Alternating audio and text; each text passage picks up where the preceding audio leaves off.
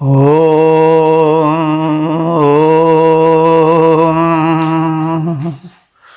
वेद प्रेमियों, श्री श्रोताओं, संप्रति हम सब ऋग्वेद के प्रथम मंडल के 155वें सूक्त के चौथे मंत्र की व्याख्या में प्रवेश करने जा रहे हैं। यह मंत्र जगती नामक छंद में निबद्ध है। मंत्र दृष्टा ऋषि हैं दीर्घतमा औचत है और देवता हैं विष्णु। शीर्षक है विष्णु के पराक्रम की प्रशंसा। तो अब संबंधित मंत्र का प्रथम पाठ हो जाए। ओम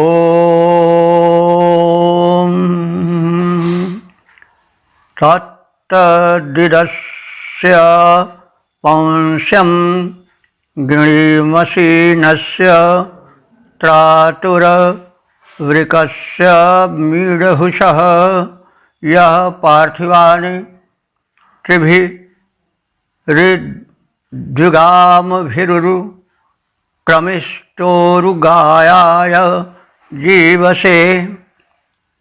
शब्दार्थ भावार्थ से परिचय पाएं। संबंधित मंत्र विष्णु से संबंधित है। देवता विष्णु हैं। विष्णु के विषय में निवेदन किया जा चुका है कि वास्तव में आदित्य, द्वादश आदित्य हैं, उसमें विष्णु भी एक आदित्य हैं। इनका कोई विशेष महत्व नहीं है। आज यानी वैष्णव धर्म में तो सर्वप्रधान विष्णु ही हैं, और जो भारतीय धर्म चेतना है उसमें आज विष्णु ही किसी न किसी रूप में छाए हुए हैं। अवतार विष्णु के ही सब माने जा रहे हैं। लेकिन यह एक मान्यता है, धर्म भी एक मान्यता है। तो इस मान्यता में परिवर्तन होता रहता है, क्योंकि परिवर्तन सृष्टि का नियम है। तो परिवर्तन कोई जान सुन करके नहीं करता है। वास्तव में सृष्टि का रहस्य बड़ा व्यापक है, अभी तक नहीं सुलझा है, शायद कभी सुलझ भी न पावे। क्योंकि मानव जीवन इतना छोटा है और ब्रह्मांड का विस्तार इतना व्यापक है, इतने रहस्य हैं इसमें कि वे संभव नहीं है जान पाने के लिए। तो मनुष्य कल्पना प्रवण प्राणी है, किसी तथ्य पर चिंतन मनन करता रहता है। दृष्टिकोण अलग हो जाते हैं, एक ही वस्तु भिन्न भिन्न रूपों में दिखाई पड़ती है, और समन्वयात्मक दृष्टिकोण छोड़ करके लोग एकांगी दृष्टिकोण जब अपनाते हैं तो संघर्ष भी प्रारंभ हो जाता है। जैसे सामने से कोई चित्र देखे तो दो आंखें दिखाई पड़ेंगी, अगर उसको कोणीय दृष्टिकोण से देखे तो एक ही आंख दिखाई पड़ेगी, एक ही कान दिखाई पड़ेगा। लेकिन इसका मतलब तो यह नहीं कि उस व्यक्ति के दूसरा कान या दूसरी आंख है ही नहीं। लेकिन कहीं कुछ ऐसे भ्रामक स्थिति हो जाती है कि मतभेद हो जाते हैं और संघर्ष भी होते हैं बहुत। तो सत्य तो एक है, अक्षत है। तो वही विष्णु है। विष्णु की विकास कथा बड़ी रोचक है। वास्तव में सूर्य का ही एक रूप जो है वो विष्णु है। आदित्य सूर्य को ही तो कहते हैं, नहीं? द्वादश आदित्य हैं, उसी में से एक सूर्य भी है सामान्य। तो सूर्य का एक रूप ऐसा है जो पादक्षेप करता है और उसका ये पादक्षेप माने चरण न्यास इतना व्यापक है कि आश्चर्य में डाल देने वाला है। सूर्य का जितना व्यापक प्रसार है उतना अन्य किसी दिव्य शक्ति का नहीं है। पवन की संचार सीमा नापी जा सकती है, जल की और भी अन्य दिव्य शक्तियों की, किंतु जो सूर्य की विस्तार सीमा है वह अनंत है। यानी सूर्य सबसे ऊंचे लोक दिव्य लोक में है, लोकों का बंटवारा हुआ है। इस ब्रह्मांड को 3 भागों में देखा है ऋषियों ने। एक भाग को भूलोक कहा, जहाँ तक धरती की आकर्षण शक्ति है 200-250 किलोमीटर तक, जहाँ तक पवन का संचार है वहाँ तक तो भूलोक है। उसके बाद फिर अंतरिक्ष लोक है, जहाँ की धरती की आकर्षण शक्ति समाप्त हो जाती है और अंतर्ग्रही लोक प्रारंभ हो जाता है। उसको स्पेस आजकल कहा जाता है। स्पेस में अगर कोई पड़ जाए तो न नीचे आएगा न ऊपर जाएगा, चक्कर काटा करेगा। आजकल उपग्रह जो स्थापित किए जाते हैं वो इसी स्पेस में स्थापित किए जाते हैं और वे चक्कर काटते रहते हैं पृथ्वी का और सूचनाएं देते रहते हैं। सभी समुन्नत राष्ट्र जो हैं वो अपने अपने उपग्रहों का प्रक्षेपण किए हैं, आप सब जानते हैं। तो कहने के तात्पर्य है कि सूर्य या आदित्य विष्णु कहे गए कब? जबकि उनके किरणों का विस्तार तीनों लोकों में हो गया। यानी अंतरिक्ष, जैसे भी हम बता रहे थे कि भूलोक, अंतरिक्ष लोक, तो और अंतरिक्ष लोक के ऊपर है द्युलोक। द्युलोक ये है जहाँ के बड़े सूर्य जैसे प्रकाशित नक्षत्र हैं और उसका विस्तार अभी तक ब्रह्मांडीय विस्तार को नापा नहीं जा सका है।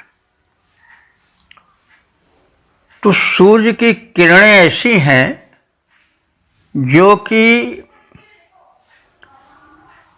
अंतरिक्ष लोक में चंद्रलोक, जैसे कहा जाता है चंद्रमा अंतरिक्ष लोक में स्थित है, चंद्रलोक में भी आती हैं चांदनी, सूर्य की किरणों का ही एक रूप है।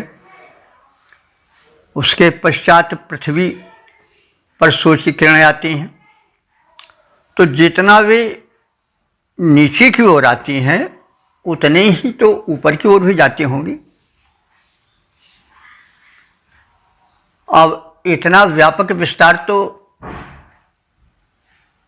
किसी का नहीं है, ना पवन का है, ना जल का है, ना किसी अन्य दिव्य शक्ति का है। मेघादि का जो वैदिक देवता हैं, दिव्य शक्तियां हैं, लेकिन आदित्य के या सूर्य के इस रूप का विस्तार अनंत है।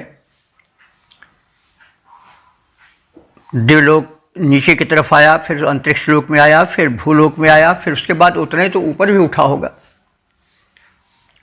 उसी उसका जो ऊपर सा वही उसका तीसरा पादक्षेप है, तीसरा डग है, जिसको कोई अभी तक जान नहीं सका है वो कहाँ तक है। तो उसी को आलंकारिक रूप में वर्णन किया गया है। वामन रूप में विष्णु ने ही नाप लिया ब्रह्मांड और फिर भी उस तीसरे चरण का पता न चला कहाँ तक गया है।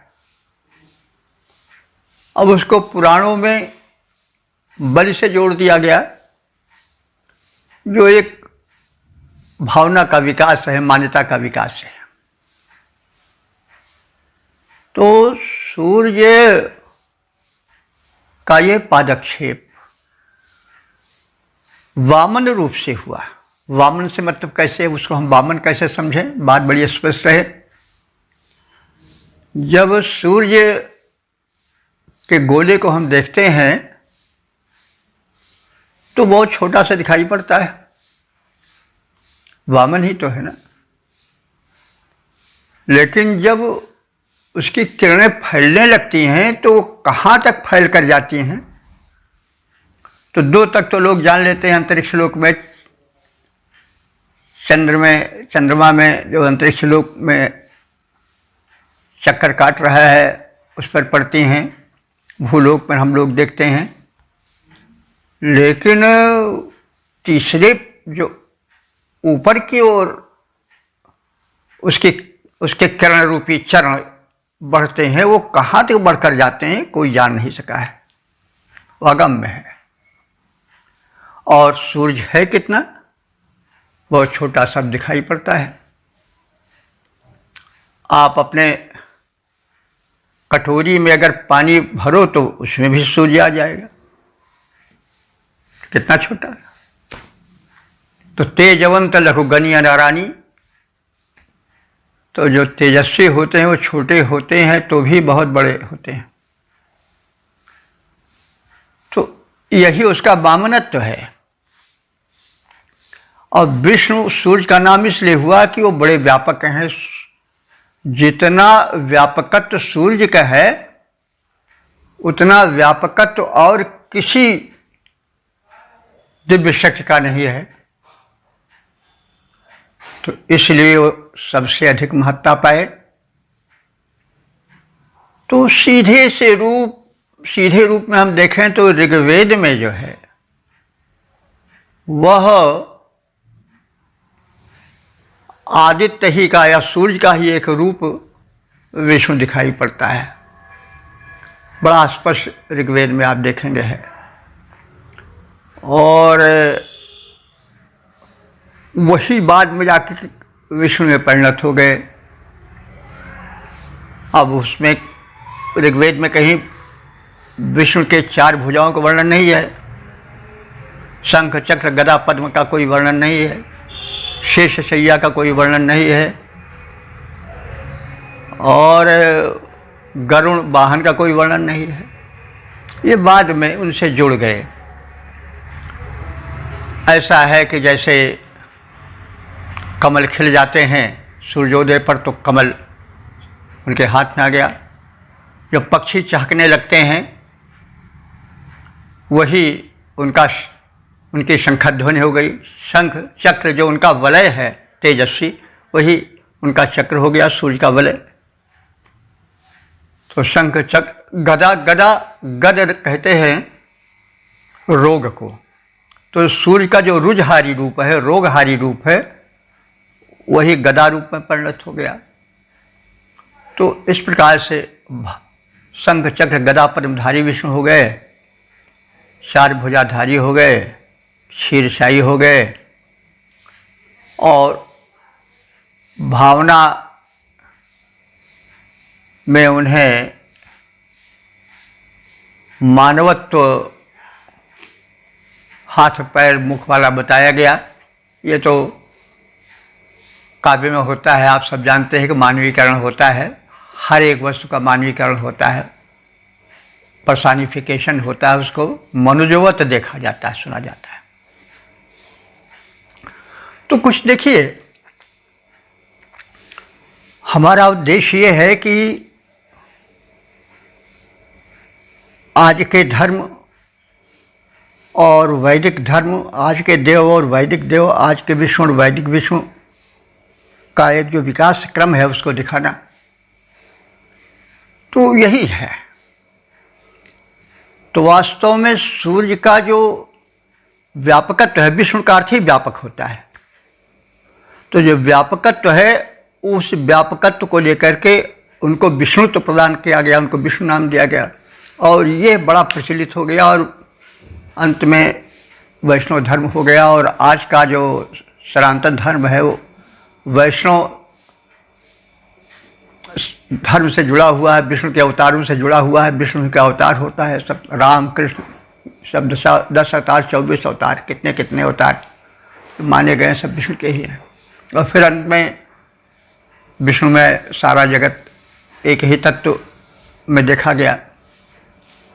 तो ये सब जो है वो एक ही तत्व का अनेक रूप में विकास है, दर्शन है। अब हम ऋग्वेद को जान करके, पढ़ करके इस सारे तथ्यों को देख सकते हैं और इस प्रकार से जो वर्तमान हिंदुत्व है, सनातन धर्म है, वो किस प्रकार से विकसित हुआ है ऋग्वेद से, इसको हम जान सकते हैं इस रूप में। तो अब हम सीधे शब्दार्थ भावार्थ की ओर आवेंगे। यह विष्णु, जो जिस विष्णु ने उरुगायाय, उरु माने व्यापक, गायाय माने गमन के लिए अपने मार्ग को विस्तृत किया, यानी सूर्य का गमन पथ बड़ा व्यापक है, उरु है, विस्तृत है।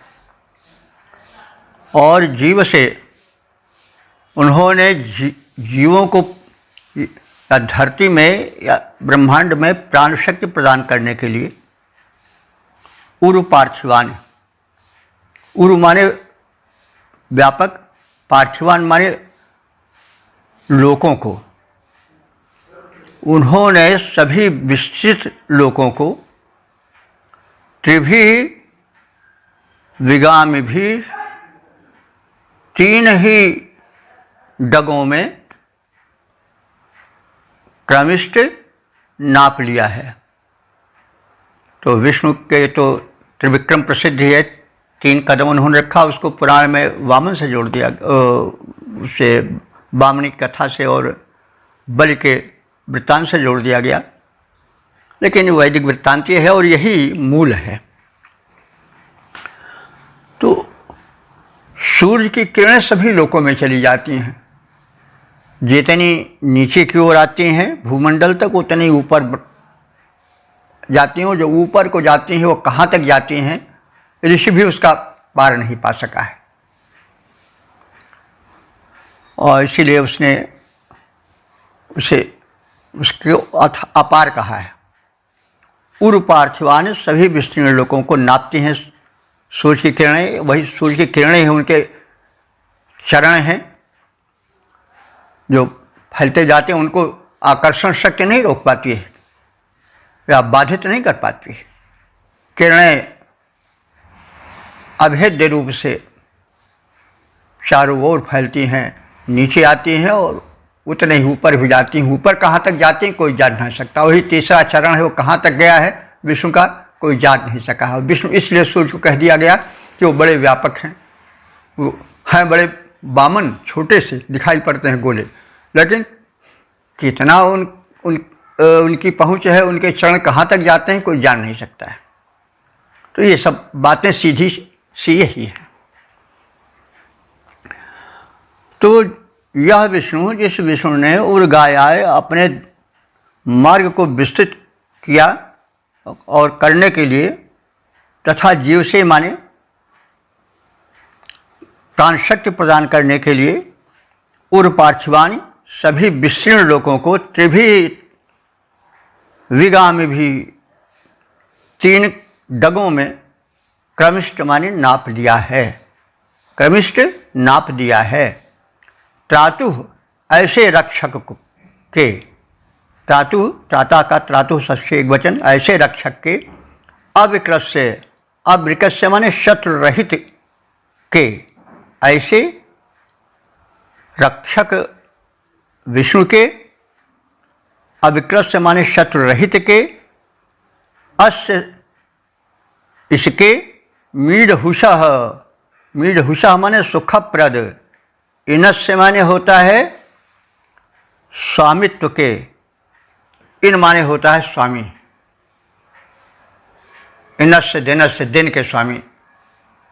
शिवराज विजय में इन शब्द का प्रयोग हुआ है। बटु जब आता है देखता है इनस्य दिनस्य, दिन के इन माने स्वामी। तो धातु विशेषण है उस रक्षक विष्णु या आदित्य रूप विष्णु के, अविकट से, शत्रुरहित के, मीढहुष से, सुखप्रद के, इनस्य माने स्वामी भाव संपन्न के, तत तत पौष्यम, तत तत पौष्यम, उस पराक्रम का, ग्रीमसी माने हम स्तुतिपूर्ण प्रस्तुति करते हैं, प्रशंसा करते हैं। अर्थात जिस सूर्य रूप विष्णु ने अपने मार्ग को विस्तृत करने और लोगों को प्राण शक्ति प्रदान करने के लिए समस्त विस्तृत लोगों को मात्र 3 डगों में नाप लिया, ऐसे रक्षक, शत्रु बाधाहीन, सुखप्रद तथा सबके स्वामी विष्णु के, इस व्यापक सूर्य के, आदित्य के, अब विष्णु का रूप पूरा स्पष्ट हो गया होगा। इस विष्णु के, विष्णु उनको इसलिए कहा गया कि वो बहुत व्यापक हैं, जहाँ कोई नहीं पहुँच पाता है सूर्य की किरणें वहाँ भी पहुँच जाती हैं। और तीसरा चरण जो उनका होता है अंतरिक्ष भूमंडल का अतिरिक्त, वो ब्रह्मांड व्यापी कहाँ तक गया है कोई जान नहीं सका है, ऋषि भी नहीं जान सका है। और ऋषि कह रहा है कि तत्ग्रीमसि, उसके चरणक्षेप का, पादक्षेप का हम वर्णन करते हैं, प्रशंसा करते हैं। तो इस विष्णु के इस पादक्षेप रूपी पराक्रम की हम प्रशंसा करते हैं। अब हम पद रूपांतरण देखें। जिस विष्णु रूप रवि ने अपने पद का इतना विस्तार किया, जिस विष्णु रूप रवि ने अपने पद का इतना विस्तार किया, ऊर्जा प्रदान करके लोगों को 3 डगों में नाप लिया, संरक्षक सुखप्रद शत्रु रहित, जो विष्णु सभी के हैं स्वामी, उनके बल का वर्णन करते हैं हम सब उनके अनुगामी। ओम वेद प्रेमियों, सुधी श्रोताओं, संप्रति हम सब ऋग्वेद के प्रथम मंडल के 155वें सूक्त के 5वें मंत्र की व्याख्या में प्रवेश करने जा रहे हैं। यह मंत्र जो है वो जगती नामक छंद में निबद्ध है। मंत्र दृष्टा ऋषि हैं, दीर्घतमा उचत है, देवता हैं विष्णु, और छंद जो है वो जगती है जैसा कहा जा रहा है संपूर्ण सूक्त का। और इस मंत्र विशेष का शीर्षक है विष्णु के गूढ़ पादक्षेप। अब संबंधित मंत्र का प्रथम पाठ हो जाए। ओम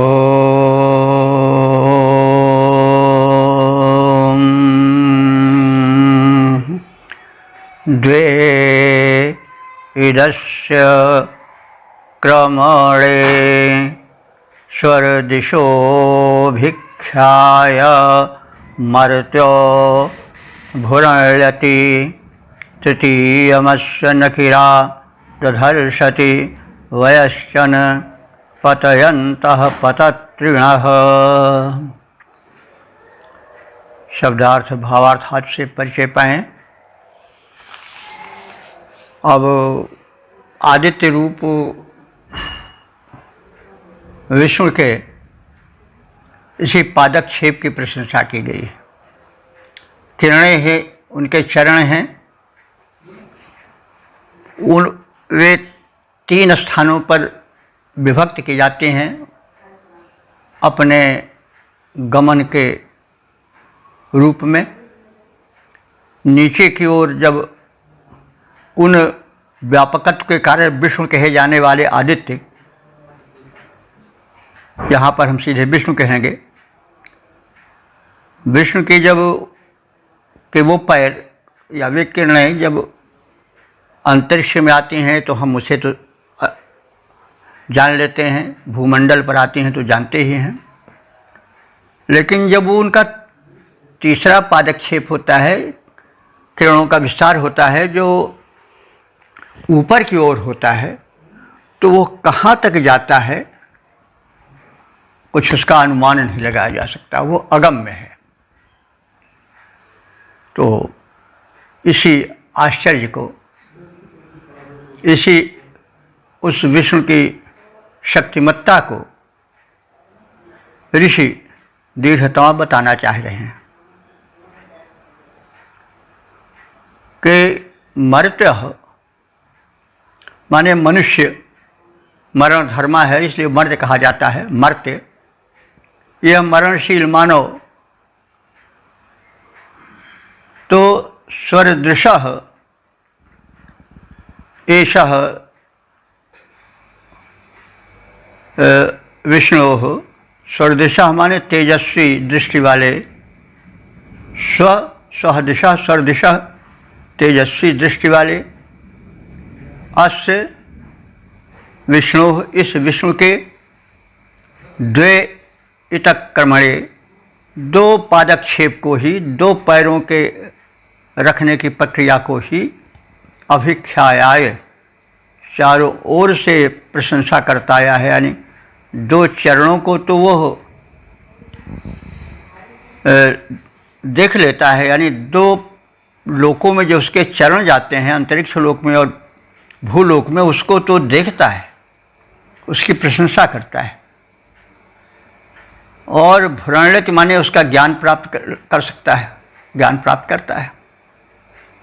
लेकिन अस्य तृतीयम, इसका जो तीसरा पादक्षेप है, चरण है, जो ऊपर की ओर जाता है, द्विलोक में सूर्य चमकता है, ये है नहीं, ब्रह्मांड का आखिरी सिरा है द्विलोक। ऋषियों ने बांटा है कि भूलोक, उसके बाद फिर अंतरिक्ष लोक, फिर उसके बाद द्विलोक। तो अंतरिक्ष लोक के बाद फिर द्विलोक होता है, जहाँ सूर्य जैसे प्रचंड प्रकाश वाले, प्रज्वलन वाले नक्षत्र हैं। तो स्वाभाविक है कोई चीज़ जब फैल रही है तो नीचे को भी जाएगी, ऊपर को भी जाएगी।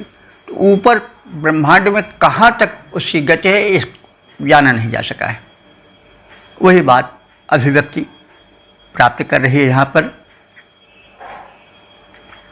कि मनुष्य ने तो इस तेजस्वी विष्णु के या आदित्य रूप विष्णु के दो ही पैर जो अंतरिक्ष लोक में और भूलोक में पड़ते हैं, उसी किरण प्रसार को जान सका है और प्रशंसित हुआ है। और मनुष्य ये बात है कि भूरणित माने उसी को जान भी सकता है, भूरणित माने उसी का ज्ञान प्राप्त करने में सक्षम भी हो सकता है। अस्य तृतीयम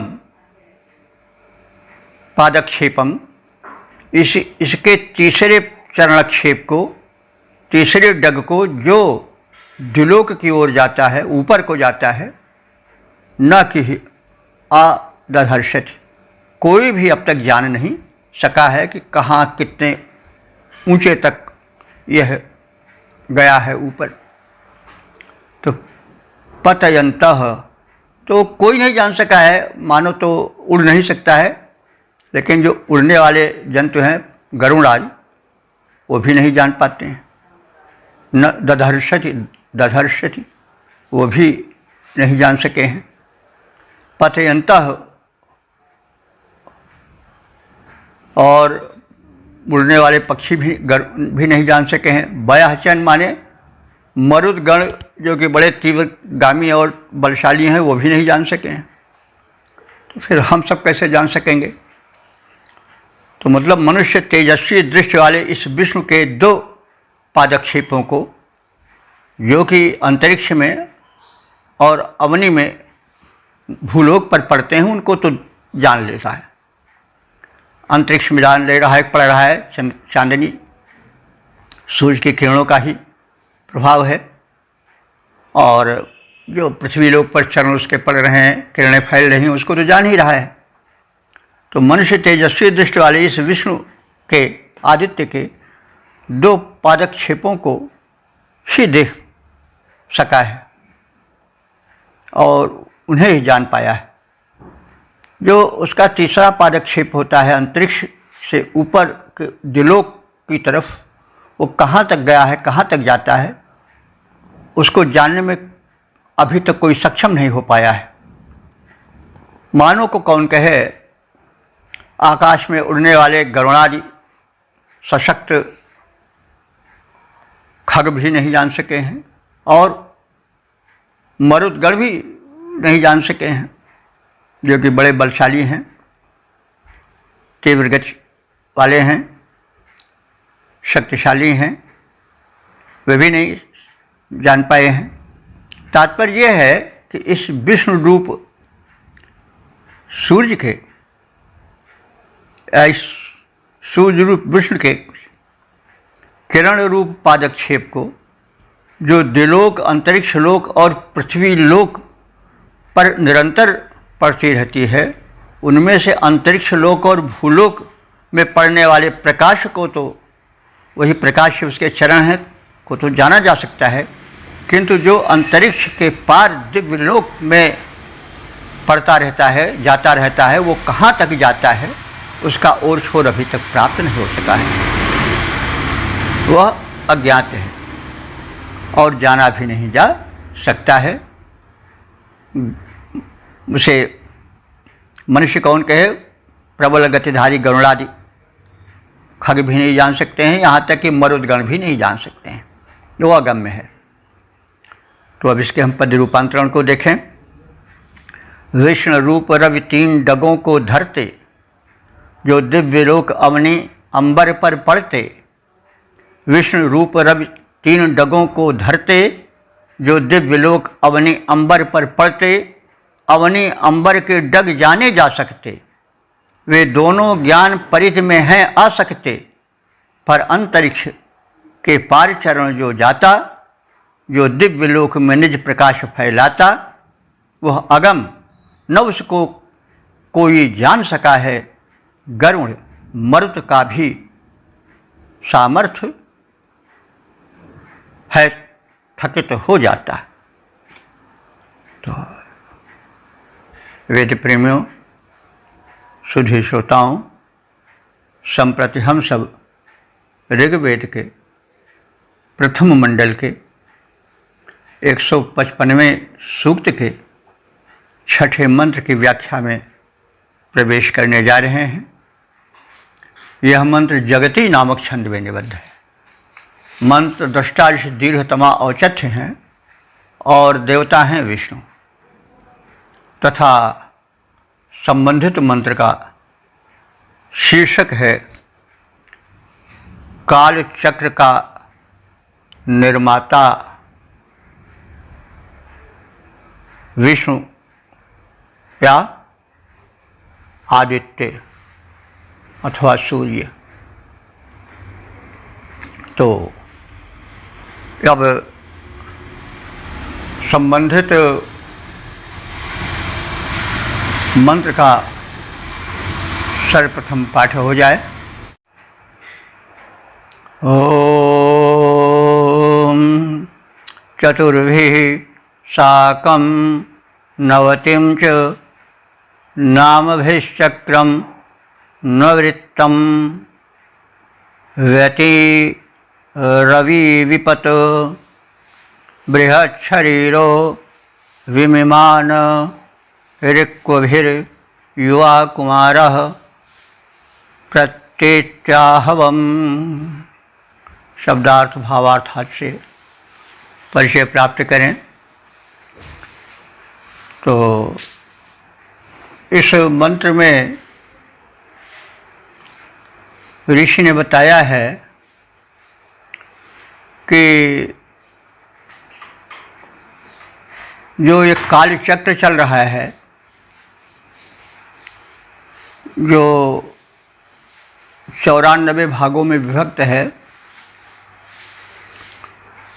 उस काल चक्र का, ऋतु चक्र का, समय चक्र का, सबका जो निर्माता है वह विष्णु है। विष्णु का मतलब हुआ कि व्यापक सूर्य है, आदित्य है। तो ये तो आप सब जानते हैं कि जो ऋतु परिवर्तन होता है वो सूर्य के कारण होता है। दिन और रात सूर्य के कारण होती हैं, और दिन रात में भी लव निमेष परिमाण युग बरस कल्प सरचंड, तो वो भी घंटा मिनट सेकंड और महीने वर्ष युग में भिन्न भिन्न रूपों में विभक्त है। कालखंड के रूप में, ऋतु चक्र के रूप में, दिन रात के रूप में। तो ये सब काल चक्र के अवयव हैं, अंग हैं। और इन सब का निर्माता कौन है? सूर्य है। सूर्य का मतलब हुआ कि विष्णु। तो जैसा स्पष्ट किया जा चुका है कि जो वैदिक विष्णु है और सूर्य है, उसमें बड़े निकट का संबंध है। स्पष्ट हो जाता है कि सूर्य के ही एक रूप का वर्णन है। व्यापकत्व के कारण सूर्य को ही विष्णु कह दिया गया, और फिर वो रूप बड़ा व्यापक हो गया। उसका त्रिविक्रम जो है वो बड़ा प्रसिद्ध हो गया। 3 कदमों में नाप लिया, यानी सूर्य की किरणें नापती हुई आती हैं अंतरिक्ष लोक को, भूलोक को, और फिर वो ऊपर कितनी दूर तक जाती हैं कौन जाने। यही उसका 3 चरणक्षेप है, 3 पादक्षेप है। बाद में जो कि जाके विष्णु और बलि से जोड़ दिया गया। हालांकि ये वृत्तांत तो अनादिकाल से, जब से सूर्य हुआ, जब से पृथ्वी हुई, तब से चल रहा है। लेकिन बहरहाल ये सब है। कभी वैज्ञानिकता को धर्म से जोड़ दिया जाता है, कभी धर्म को वैज्ञानिकता से जोड़ दिया जाता है। और जो शुद्धि साधक होते हैं और जो विद्वान होते हैं, उनका यह कर्तव्य होता है कि वे सत्य को उजागर करें, धर्म को विज्ञान सम्मत बनावें और विज्ञान को धर्म सम्मत बनावें। यही सही यह है वो कला है, यही सही दृष्टिकोण है। तो अब कालचक्र का जो सूर्य के कारण, अब यहाँ विष्णु सूर्य सब एक होकर चल रहे हैं, बड़े निकट से दिखाई पड़ रहे हैं कि दोनों में बस विष्णु सूर्य का ही इसलिए नाम है कि वो बड़ा व्यापक है। उसका प्रसार कहाँ तक है, किरणें कहाँ तक जाती हैं, कोई जान नहीं सकता है। वो बामन है, छोटा सा गोले में दिखाई पड़ता है, लेकिन फिर भी उसके विस्तार का था नहीं है। तो वही बात बताई जा रही है कि सूर्य रूप विष्णु 4 सहित 90 अर्थात 94 काल के अवयवों से युक्त हैं। तो व्यतीन चतुर्भि साकम नवतिम चा, 4 सहित 90 अर्थात 94।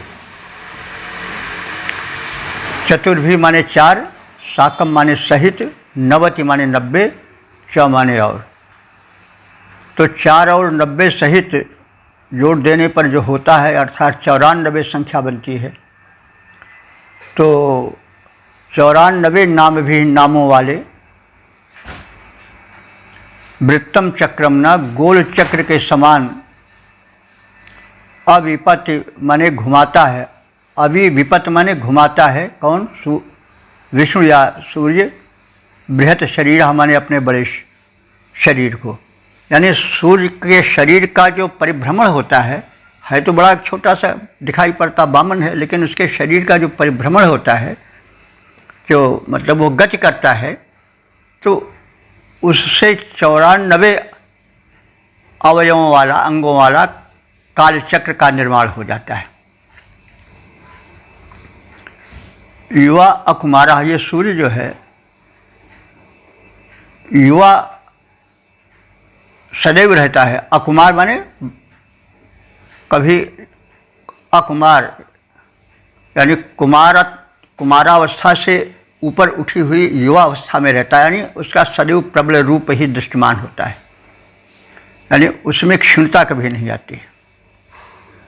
वो बृहत शरीर, व्यापक शरीर वाला है और सदा युवा बना रहने वाला है और अपने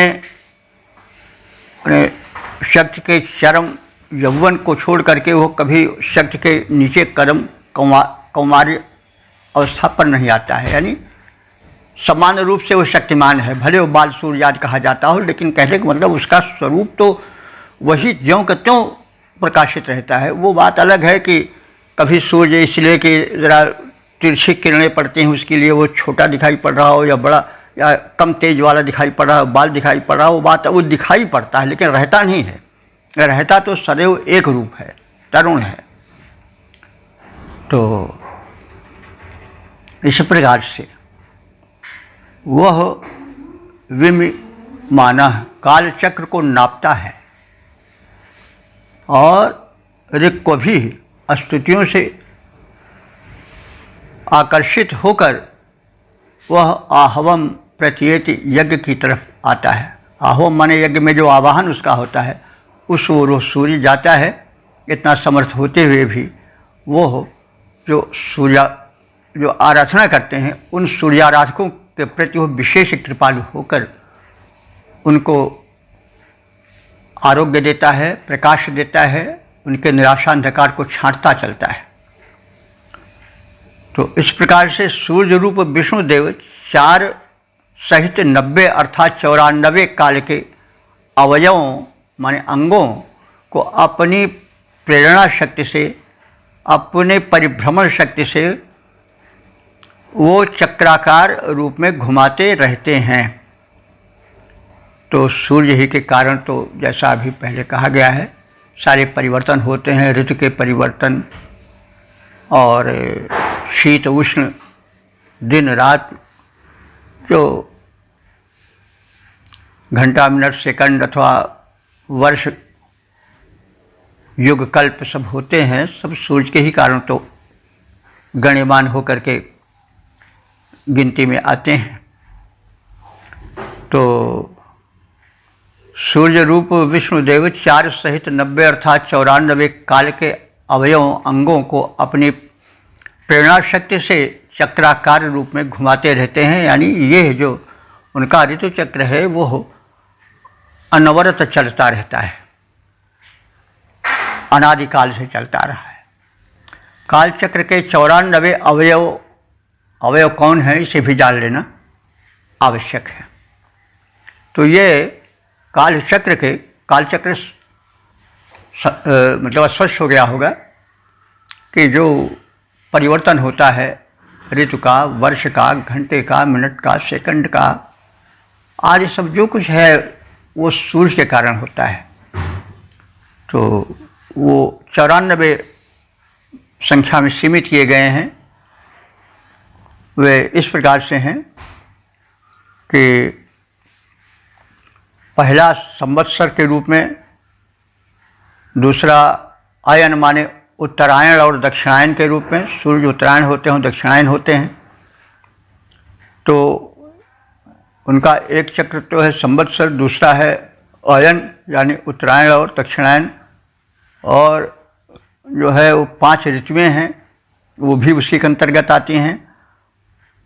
तो अब यहाँ 5 ऋतु कहा गया, वैसे 6 ऋतु कही जाती हैं, लेकिन वो जो 2 ऋतुएं हैं जहाँ वो एक में जैसे शिशिर है और हेमंत है, ये सब सर्दी इसमें बराबर की पड़ती है लगभग शिशिर हेमंत में, इसलिए 5 कही दी गई होंगी। तो यहाँ इस मंत्र में तो 5 ही संख्या सायण भाषा में दी गई है, उसी के हिसाब से यहाँ पर व्याख्या हो रही है। तो 5 ऋतुएं हैं, 12 मास हैं और 24 पक्ष हैं। 24 यानी शुक्ल पक्ष और कृष्ण पक्ष। तो यानी और ये जो हैं वो 30 संख्यक दिन और रात हैं, 8 याम हो जाते हैं, घड़ियाँ 12 मेषादि राशियाँ हैं बृहत शरीरधारी सदा युवा रूप कभी क्षीण न होने वाले काल चक्र के नापने और नियमन करने वाले सूर्य रूप विष्णु देव ऋचाओं द्वारा आवाहित यज्ञ की ओर आ रहे हैं। यानी ऐसे महत्वपूर्ण जो कालचक्र के निर्माता हैं, जिसका अभी वर्णन किया गया है, वे सामर्थ्य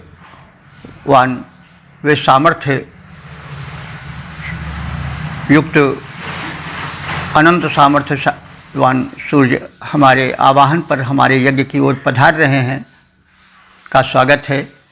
सूर्य रूप विष्णु विराट सृष्टि यज्ञ के संचालक हैं और सदैव अनवरत निर्बाध रूप से यह क्रम चलाते रहते हैं।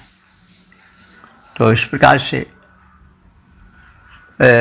इनकी महत्ता का वर्णन किया गया है, आदित्य की अथवा विष्णु की, उनके व्यापकत्व की कालचक्र के रूप में, और उसके जो है 94 अवयव बताए गए हैं जिनकी चर्चा भी हुई है। तो अब इस प्रकार से हम इसके पद रूपांतरण पर भी दृष्टि डाल लें। कालचक्र के 94 अवयव कहलाते हैं। कालचक्र के 94 अवयव कहलाते हैं। रविरूप विष्णु से नियमित वे नियमन करके उन्हें घुमाते हैं। यज्ञ भूमि पर मंत्रों से आवाहित वे ही आते हैं।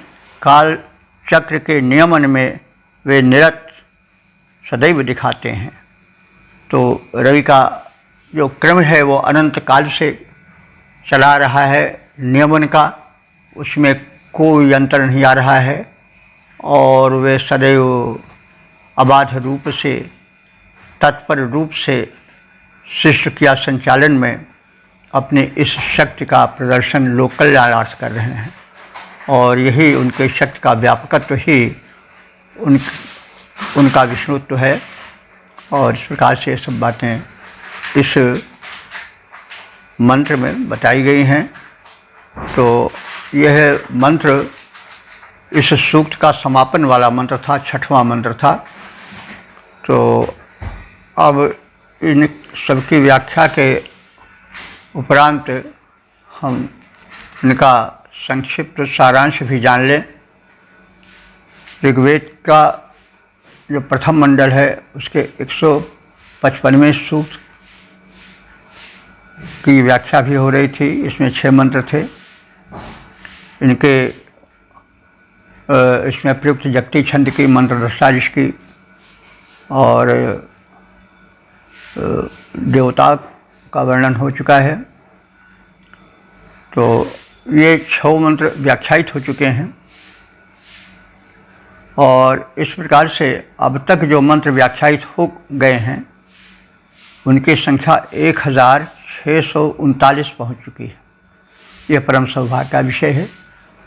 उन वेद भगवान की और प्रेरक परमात्मा की, विष्णु की कृपा है कि हम ऐसे साधारण व्यक्ति भी जो कुछ कहने में समर्थ हो पा रहे हैं वो उन्हीं की कृपा से। तो उनकी अनुकंपा हम सब पर बनी रहे। भारतीय संस्कृति के प्रेरणा स्रोत इस वेदार्थ को विस्तार दें। तो अब हम इस ऋग्वेद के प्रथम मंडल के 155वें सूक्त के विषय में संक्षिप्त ज्ञान प्राप्त कर लें। इस सूक्त में जैसे कहा गया है 6 मंत्र हैं, 6 जगती छंद में निबद्ध हैं। मंत्र दृष्टा ऋषि दीर्घतमा औचित्य हैं और प्रथम 3 मंत्र के जो देवता हैं वो इंद्रा विष्णु हैं, यानी इंद्र और विष्णु हैं। और 4, 5, 6 इन मंत्रों के देवता हैं विष्णु। तो विष्णु आदित्य का ही एक रूप है।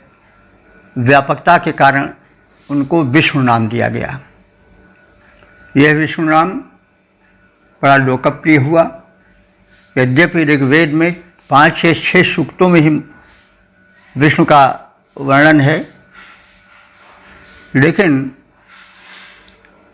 विष्णु का व्यापकत्व निरंतर बढ़ता चढ़ता ही गया। जैसे सूर्य बाल रूप में उदित होता है, निरंतर प्रकाशित होता जाता, वैसे ही आज जो हम देख रहे हैं हिंदुत्व, वो उत्तर से दक्षिण तक विष्णु से बंधा हुआ है। विष्णु अथवा उनके अवतारों से ही संबद्ध है। हिंदुत्व सनातन संस्कृत विश्व की ऋणी है। तो और वैसे भी अगर देखा जाए तो सूर्य ही का तो सारा पसारा है।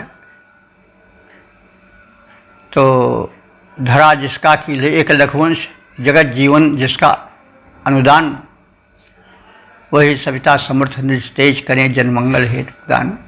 सब सूर्य का ही तो है, सूर्य का ही एक अंश पृथ्वी है, और इस पृथ्वी को जीवन सूर्य से ही मिलता है। सूर्य के अनुदानों पर ही धरती जीवित है। ये सब बताया जा रहा है। सब कुछ तो दिन रात सारी घटनाएं, ऋतु परिवर्तन सब सूर्य से ही तो हैं। सारे जो पोषक पदार्थ हैं उनकी उपलब्धि, वृष्टि आदि जितनी प्रक्रियाएं होती हैं सब सूर्य से ही तो संबंधित हैं, विष्णु से ही संबंधित हैं। तो इसलिए उनकी महत्ता होनी भी चाहिए। और जो सूर्याश्रित उपासना पद्धतियां हैं वो सर्वाधिक प्राचीन है। मिस्र में भी मित्र को ही मित्र कहा करके पूजा जाता था। अब वर्तमान में तो जो है वो इजिप्शियन कल्चर यानी जो मिस्र की सभ्यता है वो नष्ट हो चुकी है। पिरामिड दिखाई पड़ रहे हैं, लेकिन पता चला है कि उन सबका जो प्रमुख देवता था वो मित्र था। मित्र वही ऋग्वेद का मित्र ही मित्र हो गया है वहाँ पर। इस तरह से जितने धर्म हैं, प्राचीन अग्नि हैं तो वो भी सूर्य का ही एक रूप तो है। दाहकता अग्नि सूर्य का ही एक अंश है। तो जो वैदिक धर्म है वो भी सविता रूप में, अर्यमा रूप में, भग रूप में, द्वादशादित्य रूप में, विष्णु रूप में, सब रूप में सूर्य ही से तो जुड़ा है। नाम बदल देने से गुण तो नहीं बदलता है। तो इस प्रकार से सूर्याश्रित सारा विकास है और सूर्याश्रित ही सब पूरा वेद है। सब सूर्य का ही वर्णन है। वही विष्णु है, वही व्यापक है। तो इस प्रकार से इस 6 मंत्रों में सर्वोपरि पहले 3 मंत्रों में इंद्र और विष्णु की स्तुति की गई है। उनके प्रसारक तेजस्वी स्वरूप का वर्णन किया गया है। वे ही विविध रूपों में, प्रकाश रूप में, विद्युत रूप में, सूर्य रूप में सृष्टि का पालन पोषण कर रहे हैं, जीवन प्रदान कर रहे हैं। और विष्णु रूप सूर्य से प्रेषित मारक, रक्षक, सकारात्मक, नकारात्मक दोनों ऊर्जाएं आती हैं। यह वैज्ञानिकता भी बताई गई है तीसरे मंत्र में कि सूर्य की ओर से धरती पर सकारात्मक और नकारात्मक दोनों प्रकार की ऊर्जाएं आती हैं। ओजोन मंडल उनको में जो नकारात्मक ऊर्जाएं होती हैं उनको रोक लेता है, सकारात्मक ऊर्जा ही आने पाती है। तो यह बात बताई गई है तीसरे मंत्र में। और 4, 5, 6 तो मंत्र केवल विष्णु को ही अर्पित हैं। जैसे पहले कहा गया है कि विष्णु में आदित्य का रूप स्पष्ट झलकता है। जो सूर्य का प्रसार है, विष्णुत्व है, व्यापकत्व है, वो त्रिलोक व्यापी है। उनकी किरणें नीचे को आती हैं, ऊपर को भी जाती हैं। वही किरण उनके चरण हैं, वे जितने नीचे को आती हैं अंतरिक्ष लोक और भूलोक को, उससे वो ऊपर कितनी लोक तक जाते हैं इसका कुछ था, इसके उसका था नहीं है कुछ। तो वही उनका जो है वह पराक्रम है, वही उनका पादक्षेप है और यही उनका विष्णुत्व है। और विष्णु के पादक्षेप के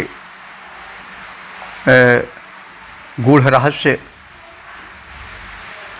बताए गए हैं। जैसे मतलब 5वें मंत्र में और 6वें मंत्र में कालचक्र के निर्माता विष्णु के स्वरूप का दिग्दर्शन कराया गया है। तो इस प्रकार से हमने इसे ऋग्वेद के प्रथम मंडल के 155वें सूक्त के 6 मंत्रों की संक्षिप्त व्याख्या और तद विषयक संक्षिप्त ज्ञान के पश्चात अब हम वाणी को विराम देते हैं। अगले व्याख्याक्रम में ऋग्वेद के प्रथम मंडल के 156वें सूक्त में हम लोग प्रवेश करेंगे। ओम सर्वे भवन्तु सुखिनः, सर्वे सन्तु निरामयाः, सर्वे भद्राणि पश्यन्तु, मा कश्चित् दुःखभाग् भवेत्।